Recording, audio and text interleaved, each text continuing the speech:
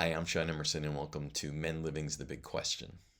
At Men Living, we're continually looking for ways to create spaces to lead to more connection, growth, and harmony. With that mission in mind, we will assemble a diverse group of individuals in a virtual space to explore a societal big question once every month. Our intention is to offer perspective from different angles, promoting more curiosity and understanding. In our third episode, we discuss the future of gender. Our panel members are Dr. Stacee and Andre, and they get very personal.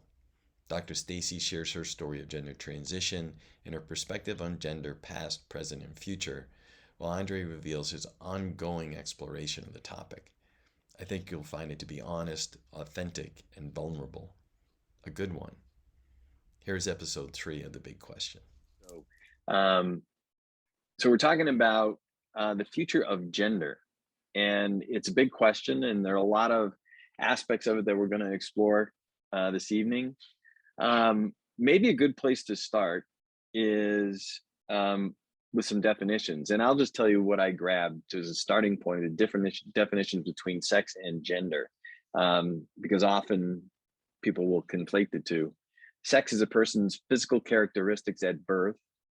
Gender would be a person's identities, expressions, and societal roles that would be held deeply by them. How do those definitions square with the two of you?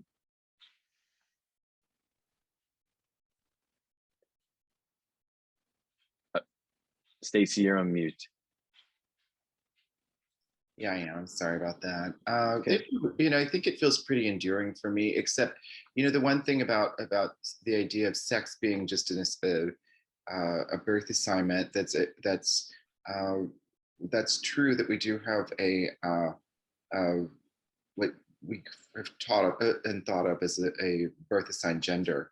But the truth is, and a sex that was assigned at birth. But what's true for us is that there's also some of us have to make a decision to live our lives authentically, and sometimes that means shifting the sex features of our body to align with our gender identity. And that's what a big part of many trans people's experiences are. Not all, of course, but for those who identify as transsexual or who have the necessity of transsexing our bodies within the gender continuum, that's a reality. So I think otherwise it's pretty good, but sex pretty much refers to features that are there, physical features, and I think gender is a lot more immutable. Andre? Yeah, so I guess I need to give some context before I answer the question. So I was raised heavily in the church. In fact, Sean, you know my father. So when I was young and my brother and sisters were too young, I would travel with him to church every Sunday, and we get up super early and stay there super late. So that with that background, it heavily influenced how I thought about what I thought about sex roles and gender roles. And I did not even understand the influence that it had on me until I was an adult, essentially. But essentially, when I was an adult, we were raised in very clear sexual identity climates. I don't know if I'm even saying that right, but essentially, a guy is a guy, a woman is a woman, and there was no ands, ifs, or buts about it, right? And so, not only was that the case with all the people that brought me up, those within those assigned roles that was assigned at birth, essentially, there were particular roles and expectations for you as that particular gender or sexual orientation. You know what I'm saying? So, or not sexual orientation, but sex assigned at birth. So in other words, the boys were treated one way and the girls were treated one way, and that was it. And that was reinforced by every adult that we knew. So then growing up, realizing how that's just one perspective and there's other perspectives about it, um, I'll just be honest with you, it's been a struggle, you know. So I've had to relearn things that I thought I knew, but I really didn't know.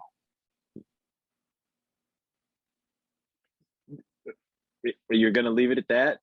Re- relearn things that you knew that you didn't know, I think is what you said. So can you talk about that? Yeah. So for example, so I'm an educator. As you, I mean, I know Stacey doesn't know that, but Sean, you know that. And Stace's an educator as well. Okay. So yeah, so I work in a high school, and I remember my first student who went as a they, she came to me and said, or essentially they came to me and said, I want to be known as a they.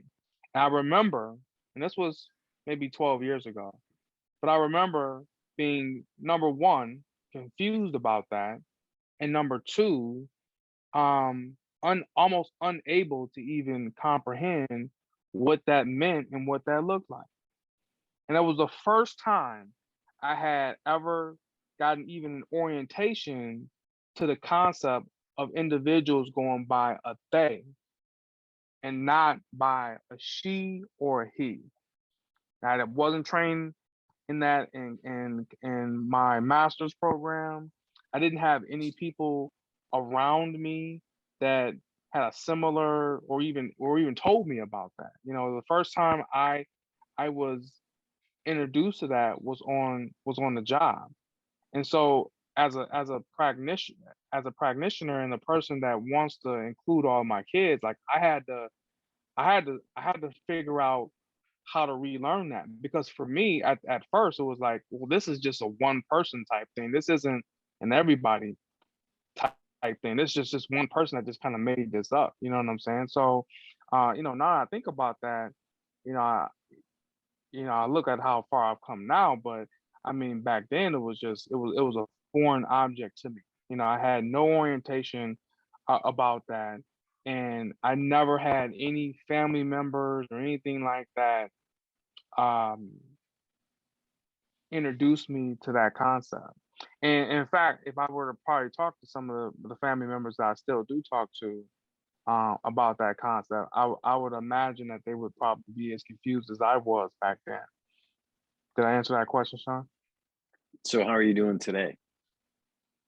Well, I would say that I'm still evolving.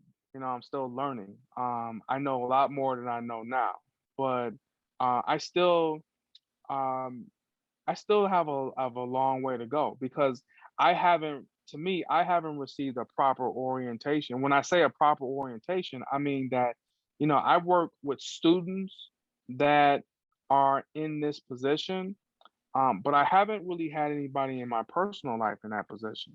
So I feel like for me, I can understand it better when it hits me in my personal life. And since it hasn't hit me in my personal life yet, it's kind of on the outskirts. You know what I'm Mhm. saying? I have this ignorance about it because, in my brain it's like a work thing, but it's not a personal thing. And I'm not able to have a serious conversation with somebody a friend of mine, versus having a conversation with a student, which I feel is a different type of conversation. Does that make Mhm. sense? Mhm. So Stacee, I'm curious, do you have questions or comments based on Andre's No, perspectives and experiences? I don't know that I have a lot of questions, but I think the thing I would say too is that the use of third gender pronouns is something that a lot of people, including trans people ourselves, have had to work to understand. I've been trans for more than 30 years. I started taking hormones and I started transitioning right out of high school in 1990.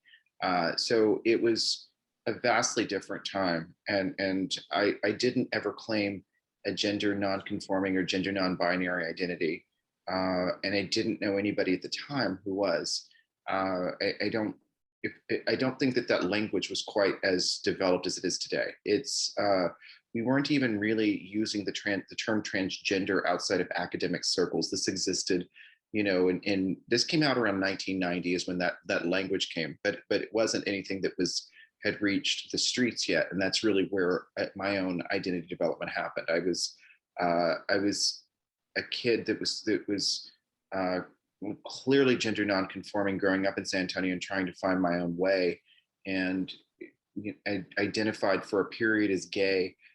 Started to do drag, and didn't until I encountered my first trans woman in the scene realize that that was my experience, and she was a mentor, and that was a very important part of our identity development at that time. When I say our, I mean young trans women who had access to other trans people in the scene, in the bar scene, and so everything was black market though. I mean, there was nothing that was known publicly. So where our hormones came from the black market, our body augmentation came largely through the black market.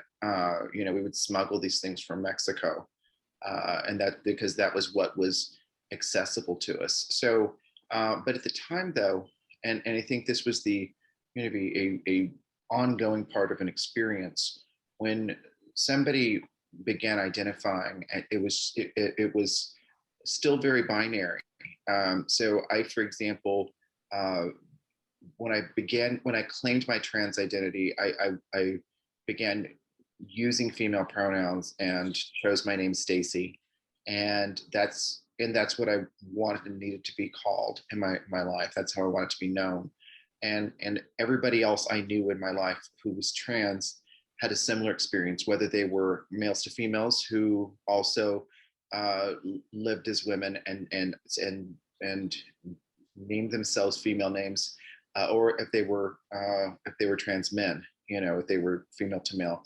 So that was everybody I knew. So when I later became a counselor and started presenting on this stuff and talking about the gender continuum and how people use third gender pronouns, it was still largely very abstract to most people. And my experience was even having a conversation with another trans woman just a few years ago. And we're both, we're both at this point near 50, and she was saying, I don't know how people can use they. That doesn't make sense to me, because if you're a girl, you're a trans woman, you want to be a she, and if you're a trans man, you want to be a he. And there wasn't a lot of understanding of how people could name themselves in a non-binary way, and so it was in fact really challenging to her, and that makes sense because in her worldview and all of her lived experience, there was nothing that had prepared her for understanding what a non-binary gender experience was, because in fact her gender identity had always been, for as long as she could remember, quite binary. She'd identified as a woman, even though she'd been born in a boy's body. She'd identified as a girl and as a woman, and that was as was true for me, and as was true for all of the other people who were like us. So we had never even, in our younger years, encountered even people who described gender nonconformity. But I think a lot of that too comes from the fact that that language just wasn't accessible. There was no internet, and so everything everybody learned about themselves came from either from going out and meeting people, or through books or magazines or movies or something like that. So there were very limited experiences for vast swaths of the population, and culture certainly played a lot of variable within that, because whole cultures that just would completely block access to those kinds of experiences where one could explore and interrogate their own gender. So I guess that's a really long way of saying that Andre's experience doesn't sound entirely dissimilar from my own, because I too grew up with a gender binary understanding, and I too did not begin encountering people using third gender pronouns until many years after I had transitioned. Mm-hmm. So, you know, I set this up as a discussion on the future of gender. So maybe let's just talk about where we are now. So Stacee, I think it's interesting. You talked about as you began the transition process in the early 90s and talked about that whole process. Where do you think we are today? I mean, as it relates to I mean, there's a lot going on. And as we talked about at the beginning, this is a big, huge subject. But where do you think we are today as relates to, I was going to say, an understanding of gender, an acceptance of gender?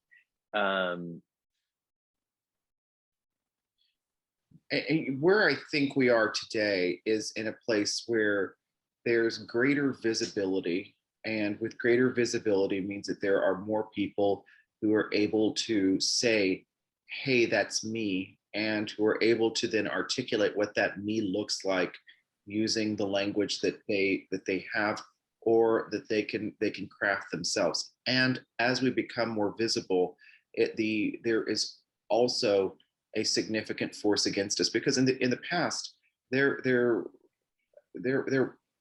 wasn't ever the need for legislation like what we saw in Texas about transgender kids and things like that, because transgender people were just so beneath contempt and so beneath anything that nobody ever gave a damn about us. There was no consideration for our realities, because we were so often we were so in the margins, and we were not visible. There was no visibility of trans people. So what I think happens is that as there's more discussion, as more people come out, as more people start articulating a gender truth for themselves, there is also a resistance that happens. There is the creation of problems. There's the creation of a solution to problems that don't exist, like bathroom bills and things like that, because there's just no evidence of transgender women attacking cisgender women in restrooms. That the idea that somehow somebody would go through what has to be gone through to that a male would dress up as a woman and go into a restroom with the intention of violence is actually absurd, because of what the extraordinary challenges that society places on that person to even exit their home in such a way. So no sexual predator is going to make themselves so very hyper visible. That's not what sexual predators do. That's not. So it's a fabrication. But I expect more fabrications, and I expect to find myself a lot more weary in the years to come, because I just expect that there's going to be a lot more of those kinds of things, of just absurdity in response to transgender experiences. So I don't know that it becomes a safer world for me. I don't suspect that it does, but it's an increasingly dangerous world, it seems, for a whole lot of people. And I think that's something that recent events certainly have made us very much aware that this hasn't become a safer planet for people. This is a very dangerous place. Yeah. Andre? Yeah, and I'll just I'll add into this, because I think that what Dr. Stacey said is very interesting. And when Dr. Stacey was talking, I immediately was thinking about a conversation I was having with a friend about a bathroom. Like, what if this person goes into the bathroom, blah blah blah blah blah. But even though I don't have a huge experience with working and talking with people who identify as transgender, when I read up on it and I get a glimpse of their experience, it just reminds me of the experience that I have as a Black man. And so even though I don't have their experience, I know my experience, and I see the blatant similarities compared to both individuals who are in those particular boxes. You know what I'm saying? And so because of that orientation as a Black man, I automatically have empathy towards those individuals that are not like me or not like what the world says that they should be like. And I know that Dr. Stacey is correct where it's like, well, people don't understand what it even means to be transgender, or even some people don't even understand what it's like to even be homosexual. And so that lack of understanding amounts to fear, and then fear makes them behave and act in ways that are dangerous for those individuals, not because of who they are, but because of their own fear. And so laws get passed and people start to be dangerous towards them, and hurt and harm and violence towards those individuals. And it just, you know, I think Stacey's right. I think it's going to get, I don't know if this is going to get better before it get, I think it's going to get worse before it gets better, you know. And because of the visibility of more transgender people being brave enough to say, hey, this is who I am and this is what you need to understand, I think that we're going to clamp down on that because of our own fear. Yeah, I you know, fear was exactly what I was thinking about. And you know, the conditioning that you mentioned, Andre, at the beginning, I mean, the conditioning, and even Stacey, that you went through as a child, whether it's that cultural or religious conditioning that says this is the way the world is, and it's so ingrained that situations that are outside of that create all this fear, because now I don't know how to live in this world or live in this life. And you know, how do we get people, whether it's culturally, systematically, how do we get people to be more open, less fearful? Is our culture moving in a direction to help us do that? I mean, you've both brought up issues around the law and things that but there are counter forces at work as well. And I'm just curious if you see those counter forces as substantive enough to help folks overcome fear. I'm gonna add something real quick before Stacey goes. Yeah. I'm trying to think about what you said, but then it just created another question in my brain. Sure. What type of forces do we have to even question our own thinking? I'm trying to think in my mind what institutions or situations that allow us to question our own thinking. You know what I'm saying? For me, the only institution that allowed me to do that was probably college. The 4 years I was at college was probably the hardest time for me mentally, just questioning my own thinking, what I thought was true, pushing against that and having to argue the backside of that. But I'm trying to think, like, even after college, like, you know, it's really hard to get into a situation where I'm constantly getting pushed back on with my own thinking. And I'm thinking about my students who are all teenagers.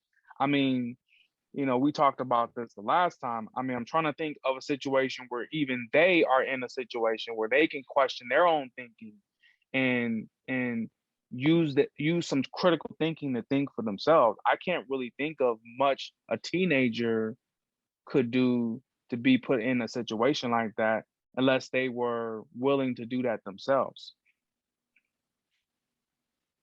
Stacey, you're on mute if you're gonna respond. No, I was actually just kind of, I was resonating. It's what I was nodding at the moment because I was really I think feeling what Andre was saying. And I think, you know, the question of really how do we interrogate our own thinking is, you know, that's such an important piece, because those of us who are in marginalized populations, those of us who have had an experience where we're really just experiencing some form of deep psychological harm due to oppression, or have had that as part of our history, as part of our ancestral history, as part of our story. we oftentimes there's a great deal that we are forced to think about with regard to ourselves and our communities. It's, I think, but then we have to also recognize the ways in which we are privileged and get to choose when we make to think about somebody else who's really hurting and who's being mistreated, and what does it mean to witness this story. How do I need to, how do I react to this? How do I do something so that I can rethink this and say, this is what I'm hearing is this person's story. This is what I'm hearing is someone else's way of experiencing this. And the best way that I'm learning to do this is to understand that impact is more important than intention. And that it's when I understand that the actions, the impact that I have, it doesn't matter what my intentions were, but if I know that the impact was something that was harmful, that's really important for me to interrogate. But also things, I also want to know how the impact I have when it's helpful, when it somehow helps in some small way repair the world for somebody who's had a really debilitating time of it, whatever that is. If I can do something that is repair oriented, that's a really good thing. And if I can listen to that, then that's the kind of stuff that can help me transform and help me become a better person. It helps me to really interrogate and to work with people to dismantle the barriers that are in their lives, to dismantle racism, to dismantle racism within my own community, and to dismantle racism as it exists within the synagogue. As a Jewish person, there's so many parts to this that I feel are responsible. But also, how do I interrogate and how do I dismantle even our own internalized transphobia and that transgender people have about ourselves and about other people like us. It's and our own internalized notions. There's so many things like that. So there's a great opportunity that we have, and I think it is a tremendous amount of responsibility that goes into being human. And part of I understand that my humanity has to be action oriented. So as a practicing Jew, I believe truly that God is a verb, God is in actions, and I have to, if I'm going to be doing work, I'm doing something that is a religious action to truly help repair the world, to help do something that is going to be better for somebody who is suffering, who is oppressed, who has had a significant loss that I in some way can help make a change for. I don't know that was your original question, but that's where I fed from what Andre is saying. So yeah, that's fine. We don't really even listen to the original questions. We just go. But you said something that's really interesting to me. You said our responsibility as a human. Can you talk about that? What our responsibilities are as humans? I mean, we're birthed and we come into this world, and I'm running with that to say, okay, we have responsibilities, and I'm just curious what you mean by that. What I mean, but that I understand a responsibility that I have as a human, and that it is to recognize that we're born with just these enormous brains, and just and we're surrounded by people who have these enormous brains and who have just built whole cultures and societies over generations, and that are fragmenting and that are hurtful and oppressive, and that rely on shame and that are violent and all kinds of things. And if we can look at that and we can recognize in our own experiences the ways that that we have been hurt and that we have perhaps hurt others, then we can start to really that we can become active in looking around and saying, God, there's so many damaged. There's a lot of damage around here. We've got a lot of damaged people, and being human is sometimes really hard because people people have come through some really difficult situations and that have really shaped them as human beings that are sometimes just that's a lot to surmount, you know, and if I can hold that for just a little while, then I can start to practice just a bit more compassion, a bit more patience, and a bit more desire to understand how to bring about something better, I guess, just by other people. And I think bringing this back to the future of gender, um, I think that as we learn to use third gender language and as new language evolves and people describe how they want to be named and seen, that's a really good thing for others of us, because if I can start getting used to the idea of wanting to know how somebody wants to be seen and known in the world, and for me to address them and how and for to behave toward them, then that's going to be really very useful for a lot of other relationships in my life, irrespective of gender, because then I can start approaching people with a different level of humility. I can come in there with an intention of creating a more respectful, a more uplifting and caring place, which I also in turn would hope that they can provide for me. And I think together we can really lift each other up. It's a really very powerful opportunity to engage in repairing the world together. Mm-hmm. Yeah, I mean, I definitely resonated with what you said about humanity and our responsibility. And just to piggyback off of that, um, I feel that a lot of the time, at least for me, a lot of time the responsibility is looking at myself in the mirror. You know what I'm saying? So not first trying to fix or look at other people, but to look at myself and look at what I need to do for myself to really be able to make sure that when I am interacting with other individuals, um, I'm interacting with myself with love and kindness, because I really don't believe that if I don't feel love and kindness within myself, then I'm going to be able to project that onto somebody else, you know? And in fact, what I'm learning is that most of the people who project hate or discomfort on to me, it has very little, if anything, to do with me and everything to do with that individual. You know, they're hurting, and so they're projecting that on to me. Is not anything that I've done to see that way. But there's so many incidences throughout my life where I've just taken that personally. Say, well, there must be something wrong with me.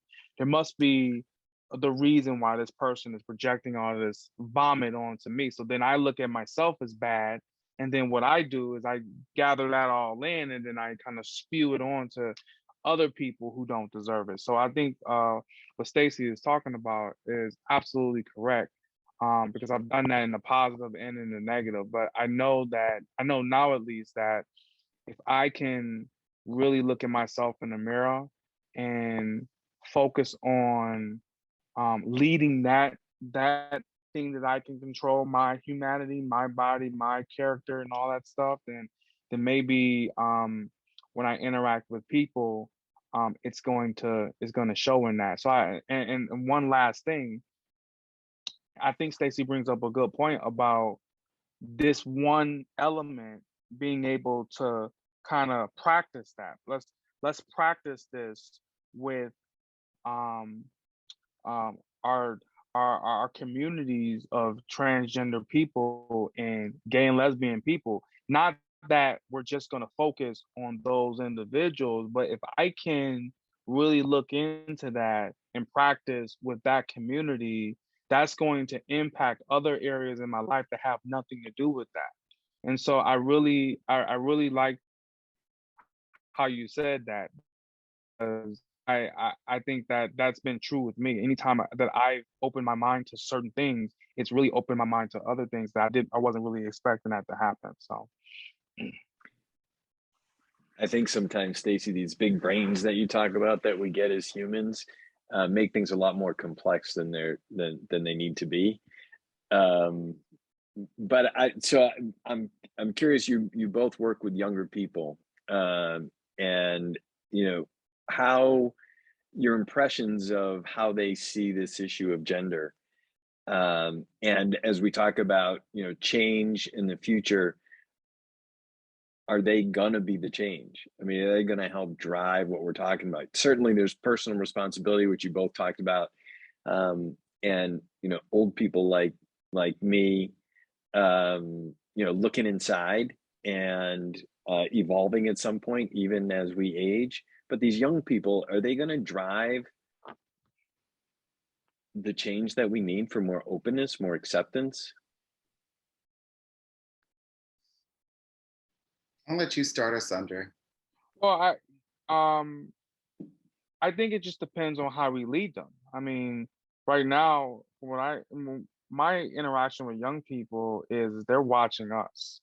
Mhm. They're watching what we do and how we respond, and they're either going to adapt that or they're going to say, "Oh, this is crap. I need to do something different."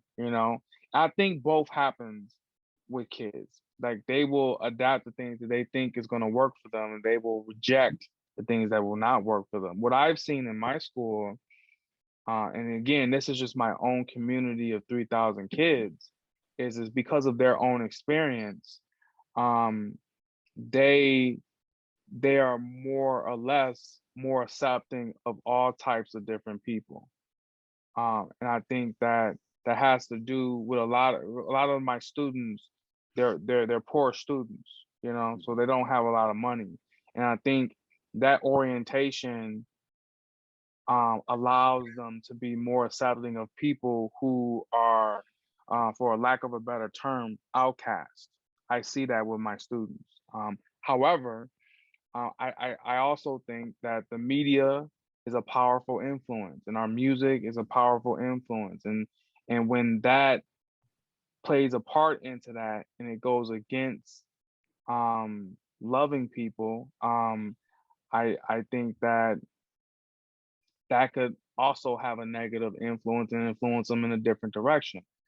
Just one example for me, I mean, I listen to a lot of I mean, I currently still listen to a lot of hip hop, but when I was younger, I listened to a whole bunch of hip hop, and a lot of the hip hop that I listen to, just trashed women, just trashed them, you know. And I, as a 15-year-old, had no idea. I was like, oh, I listen to this, but I don't believe it. But I was lying to myself. I was kind of soaking that in, and then pretty soon it became my actions. I was listening to it, it became my action because I listened to it over and over again, right? And so now I recognize that I have to really guard my heart. You know what I'm saying? I have to be careful what I let into my space. And I think with our kids, I mean, this was back when Walkmans and iPads was popular. Kids are exposed to a lot more than what I was exposed to when I was a kid. They have powerful machines in their pockets called cell phones, which essentially allows them to see and do anything, right? And so that has an influence on young undeveloped minds. And I think that we need to be conscious of that. So I know I'm not really answering your question really, Sean, but I think it can really go either way. I mean, I think that if somehow we can have enough adult leaders to say, "Hey, critically think about what it is that you want to be as a human being and as an adult," then maybe we got a shot. But I think that there's a real fear of this going the other direction if we aren't careful about what we subject our students to. One question before Stacey goes. The school prior to the one you're at now had a different economic demographic. Were the attitudes that you expressed about the school you're at now different in the school that you were previously at? Would you say about the kids and their perspectives on things and accepting about outliers and folks that were different than them? Uh, as a whole school, probably yes. If you looked at it as a community, yes. And I think that um, if I really think about your question, the engine of that were the adults, the Yeah. teachers, and the parents. So even if kids came into the world with a blank slate, they were being influenced heavily by what adults were either telling them to do or saying they should do. And I think that there was a lot of I hope I'm using this term correctly, cognitive cognitive dissonance. There was a lot of confusion thinking that, well, my loving mother is telling me that I shouldn't hang around with gay people because the school that I was Stacey probably doesn't know this. The school I was at was a inner city Catholic school, and so the issue for a lot of our parents is people who were homosexual, because that went against their religion essentially, heavily. And so anybody who identified as that or displayed that in any ways, it was called out. And I think that there were some kids that questioned that and said, hey, I know that my school is telling me that homosexuality is a sin, and my parents are telling me that, but I know somebody that's homosexual and he's an okay person. And so they're trying to wrestle with that in their heads. And I think that it's harder for them because they have more pressures pushing up against them versus the kids that I'm currently dealing with was the total opposite of what I was. There's not as much pressure because the kids and their parents really understand that, hey, like there's some people out there that are treated pretty shitty, and we're one of those people, and we don't want anybody else to experience this like how we're experiencing it. Stacey? Well, and I really appreciate your perspective, Andre, and your experiences. But I work in a university, and my kids are all master's and doctoral level students. So they're in counseling and psychology programs. So they're a pretty specific breed of professional, who are with the focused intention of going into the helping professions. But what I find to be true is that the student experience, the population of students is dramatically different than it was 20 years ago when I started this game. And it's the observation I have is that everybody is coming in with so much more baseline information and so much more of a baseline level of acceptance, I think, and also an emphasis on how to do things right. So, it's interesting how in the past students would really struggle to, they would ask a lot of questions just in a very basic kind of trans 101 presentation where we'd be talking about gender language and things like that. It was always a bit uncomfortable. There'd always be just the people who would really have a struggle, but now it's those kinds of things are so elementary that there's not such a need for just a lot of basic 101 stuff. It's not hard to get this group of students to a place of easy acceptance for people and for case scenarios. So what you have in a way that I've never seen before is a student population is very, very plural. This is a very multicultural community of students who are collectively very anti-racist, anti-homophobic, anti-Islamophobic,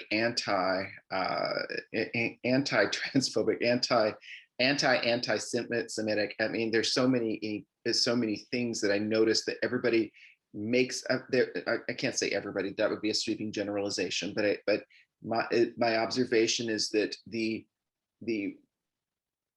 virtually everyone whom I've worked with in this generation of students is making a concerted effort to be a more social justice oriented kind of human being, to be a more caring human being, to be more receptive for the variety of lived experiences that people have, and thus are essentially working hard to be better prepared for work with the plurality of humanity, knowing that in a counseling setting, there are many ways of being that we will encounter.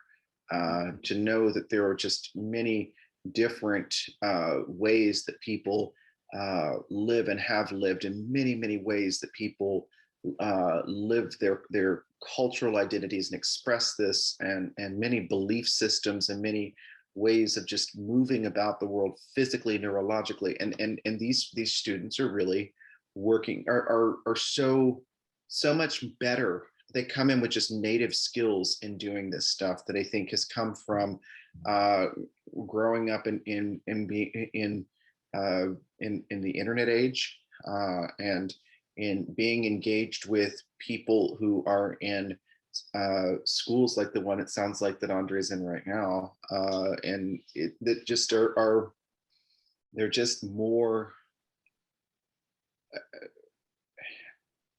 they're just in my observation more caring and more prepared for for the very plural nature of humanity, if that makes sense.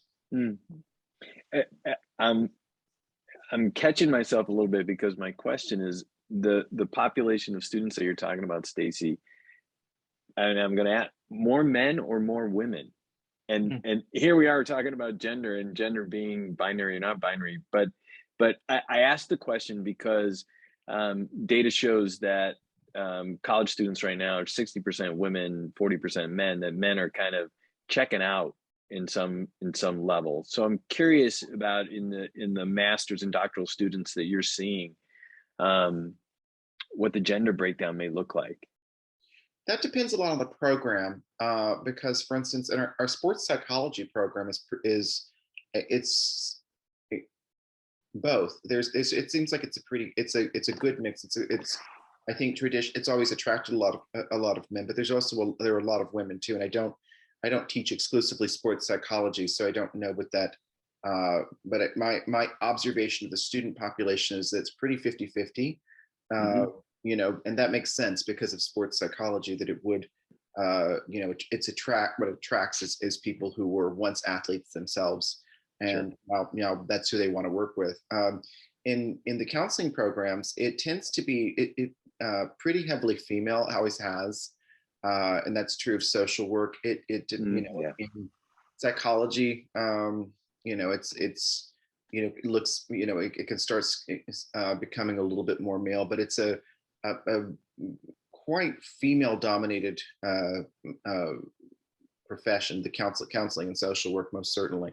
I would say though that I don't find though that even in the gender differences between the men and women that come into the program, I think the men are even men who've chosen to move, you know, they've come to Chicago from out of state, you know, they're sometimes from you know, rural places all over the US. You know, they weren't necessarily people who, you know, grew up in the big city, exposed to a lot of different people here, but they're already still coming in with just all of this rich readiness to show up for people. And so I find that irrespective of gender, it's just it's a joy in many ways to teach people in these populations, because there's just the basic stuff that we don't have to wrestle with. It does, you know, it's not tremendously challenging to get them to imagine accepting a client from a background that's different from their own. Yeah. So that would bode well for the future. It bodes extremely well. I think it bodes for, you know, because we're talking about mental health professionals. So, yeah, right, you know, right. That's a doggone good thing to have mental health professionals who really want to work with and really want to understand people's differences, and to respect those without trying to force people into believing something that belongs to a dominant group. I think that's a great last word, unless Andre, you have anything else you want to add? No, I was gonna ask the same question that you were gonna ask, actually, Sean. I wanted to know more about Dr. Stacy's students and kind of where their backgrounds kind of lie, but she kind of answered it. I mean, it sounds like they come from all over, and it sounds like they come in with a mentality that, hey, I just want to help people. You know, I want to help people of all backgrounds, and I think that, you know, that's a great place to start. You know what I'm saying?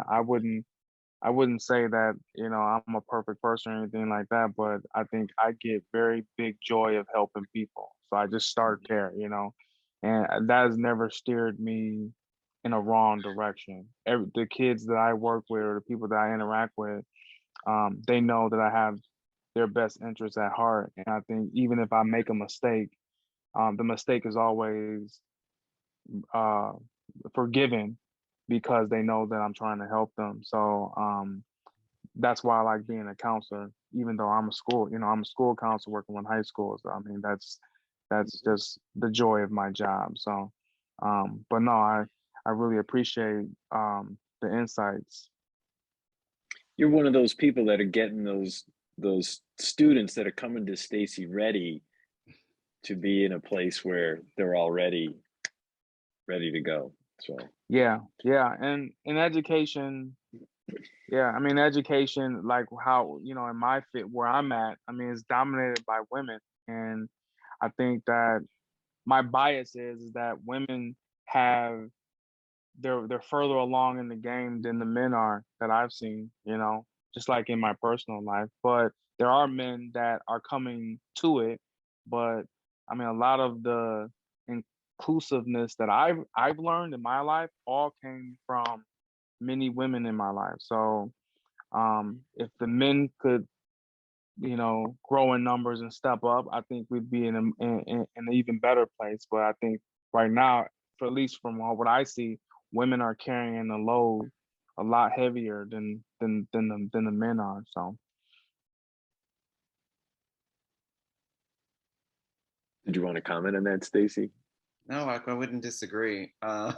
So I think Andre nailed it. So I appreciate. And it was interesting because when you asked about the gender breakdown at school too, I always say, one thing to also notice that there actually are a lot of gender nonconforming students now too. That's just Mm. in the and that never was something that used to happen. That was just never a population who were visible in yeah. that I ever saw. And so I'm encouraged. It's been a long time being the only transgender counselor that I knew. So it's nice that there are other people that want to do this because I'm getting old. I don't want to do this forever. At some point I want to retire to Mexico. So Well, we only scratched the surface of this topic, but I appreciate you both being with us here tonight and exploring this. It's been great. So thank you.